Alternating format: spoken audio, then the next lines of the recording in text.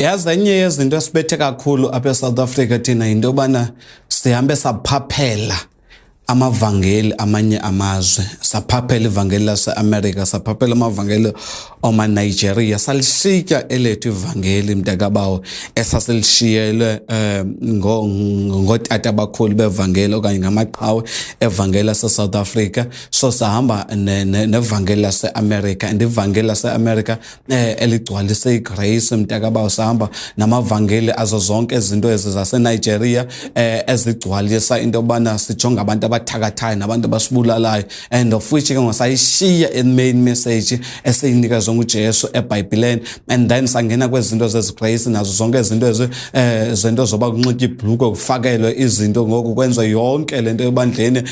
Sangena kwezinto thina ezisixakayo thina singabantu abamnyama lapha eSouth Africa, into zo courtship mntakabawo,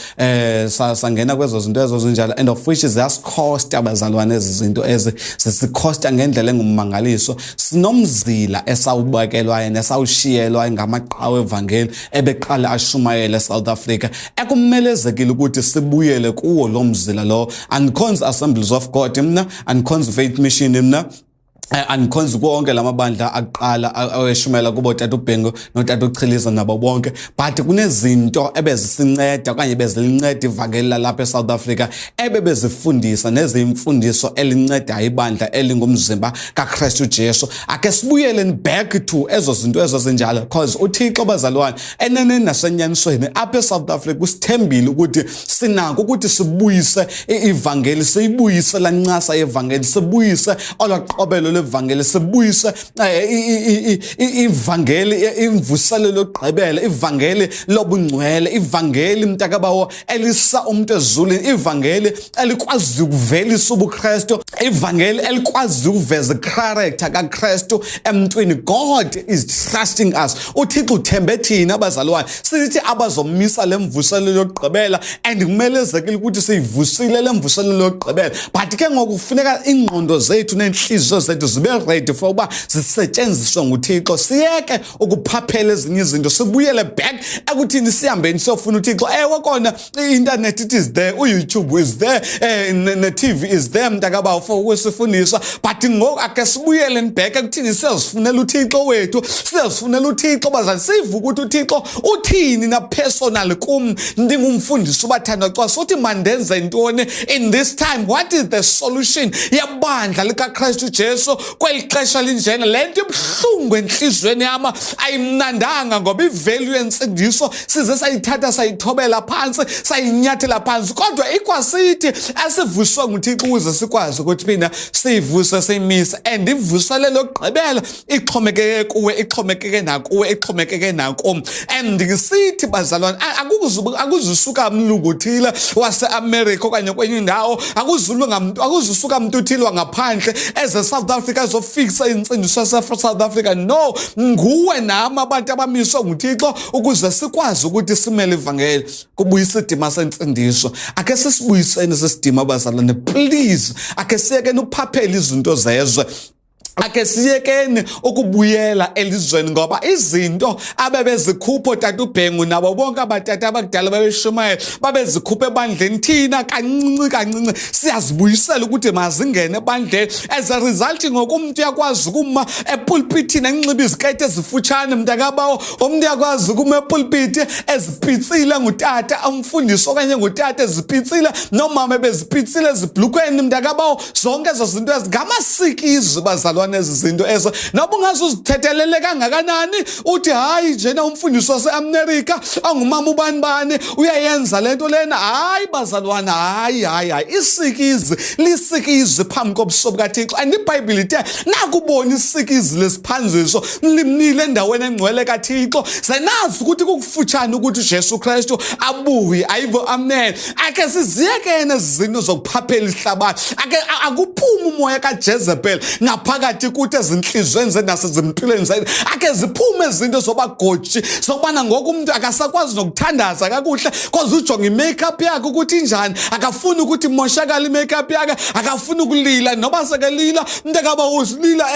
esenze sina hayi bazalwana hayi bandla likaKristu hayi uThixo uyakhala esezulwini umoya ingcwele uyakhala ufuna ukusebenzisa wena ufuna ukulisebenzisa ibandla likaThixo omnye ngapho kweliqala uthi umoya ingcwele ufuna umbeka phansi efuna ukumbhulukuqisa phansi umuntu akaba arole phansi kodwa umuntu ujonga into yobana isuti yami inhle kangakanani na andikwazi uba ndingaguqa ngale suti enhle kangaka hayi bo bazalwana hayi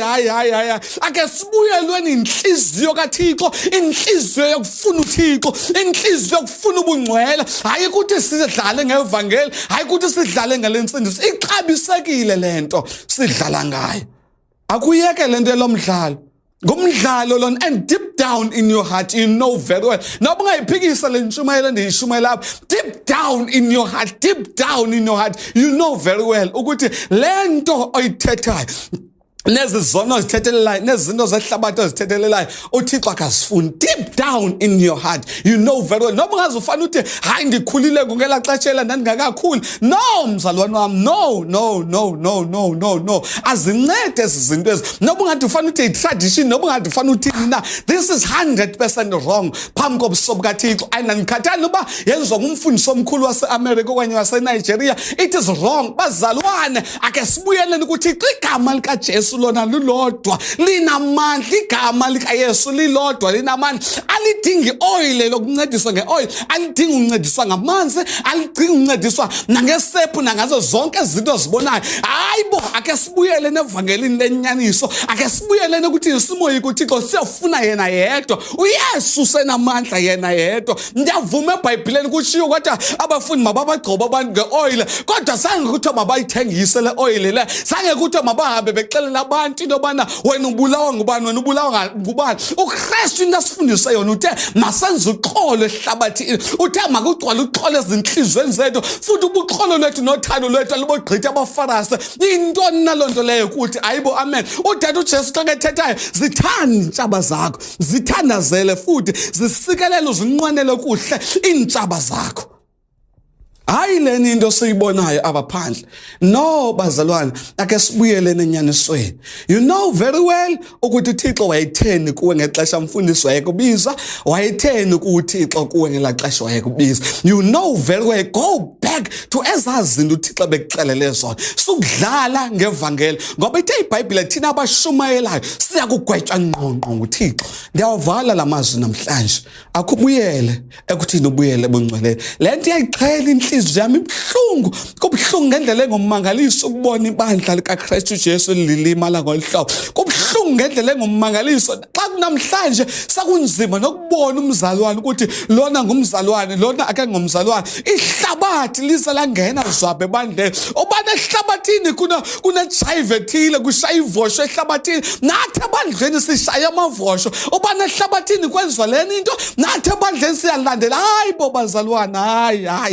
ayiyo leni ivangeli ayililo lavangeli lafela nguKristu Jesu ake sibuyelene kumoyikeni uThixo and lento izakwenzeka ngokuthi wena mzalwane ume wena wedwa nami ndime ngapho kweliqala lami uyimele ivangeli ebandleni lakho nami ndilimele ivangeli ebandleni lakho xa sihlangana sidibana iyakhula lento yelivangeli lenyaniso iyakhula lento yalemvuselo loqhubela lona sibonayo sihlangene sibabini sibathathu ayifika ijoyine lento iyakhula lento liyabuya ivangeli lenene liyabuya ivangeli lenyaniso ndiya-understand abazalwane ndiya-understand nathi befundisi ukuthi sifuna imali silambile abazalwane abanikeli kodwa sukuyilahla ivangeli ungayilahli le ntshumayelo yevangeli lobungcwele ngenxa yezo zinto ezo please mzalwane wami please ungcono uhambe uyongena ezulwini nabantu ababini nabathathu nobukhokhela inkumbulo yabantu isesokweni iBhayibheli uthi yesiqekethetha asingabo bonke abathi inkosi abazongena bokumkani bukaThixo abanye bazothi sasikhupha idemon abanye bazothi sasiprofete egameni lakho Jesu athi uYesu anizange nanase nini inhliziyo ebhlungu lena ndiyithethayo andibhlungu emehlweni kaThixo sengase singabuyela abazalwane ebungcwele sengase singabuyele komthandeni uThixo ake senze umthandazo. Father God, in the name of Jesus Christ of Nazareth, restore ibandla lakho uNkulunkulu wami oyingcwele, awukurestorisha umzimba wakho Kristu Jesu. UNkulunkulu wami onamandla, Jehova ophilayo, sincede Nkosi yami, sincede uNkulunkulu oyingcwele, sincede Jehova ophilayo egameni likaYesu Kristu.